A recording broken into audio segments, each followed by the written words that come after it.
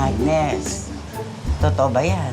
Kaya nga, Honey, wag mo nang itago at sabihin na natin sa kanila na kasal tayo bago lumabas yung viral. Diba? Oo, Bibi!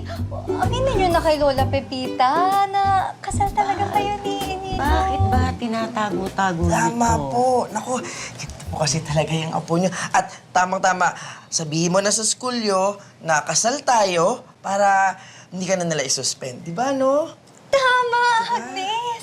Kasi kung kasal kayo ni Inigo, wala silang karapatang isuspend ka. Tama. Han. Oo. Kasal kami ni Inigo, oo. Inigo? Good. Kasal kami ni Honey, oo. Honey, oo. Wapo.